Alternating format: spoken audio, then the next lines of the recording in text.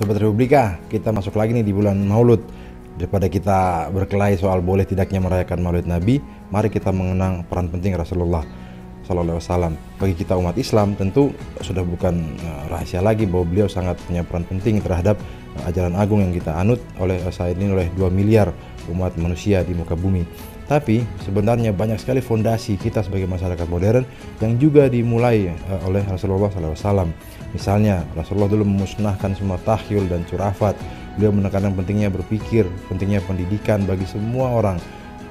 Dan selain itu ibadah-ibadah yang beliau ajarkan juga seperti misalnya sholat membutuhkan waktu tertentu, juga perlu arah tertentu menghadap ke kiblat. Ini membuat orang-orang kemudian memperhatikan benda-benda langit dan juga belajar geografi untuk mengetahui di mana Ka'bah di Mekah.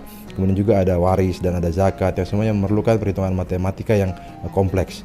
Ini kemudian memicu peradaban yang begitu mengagumkan ilmu pengetahuan dan akhirnya menular ke Eropa, dan akhirnya kita sekarang hidup di dunia yang penuh dengan teknologi dan informasi.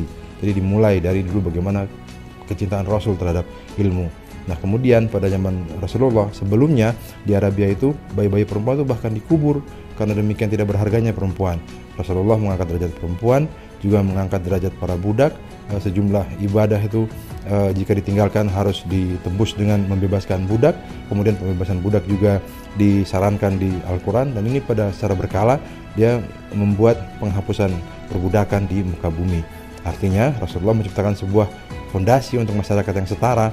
Semakin banyak orang punya kesempatan untuk mengejar mereka punya capaian, semakin cepat pula kemajuan umat manusia. Selain itu banyak hal seperti misalnya negara dengan landasan hukum, kemudian negara dengan kemakmuran, welfare state, menjamin kehidupan rakyatnya. Ini semua tinggalan Rasulullah. Bahkan di bidang lingkungan hidup, misalnya beliau mengajarkan supaya kita menjaga sumber air, menanam pohon, menjaga binatang-binatang. Ini semua sangat penting pada saat-saat ini yang kita terancam oleh perubahan iklim. Artinya Rasulullah punya peran penting sekali bagi kita umat manusia modern. Begitupun zaman kadang-kadang membuat kita lupa sama ide-ide tersebut. Nah pada bulan-bulan ini ada baiknya kita lagi mengenang kembali apa yang sudah Rasulullah ajarkan dan warisan-warisan ideal beliau yang Rasulullah SAW tinggalkan kepada kita. Saya Fitran Jamjami. Assalamualaikum warahmatullahi wabarakatuh.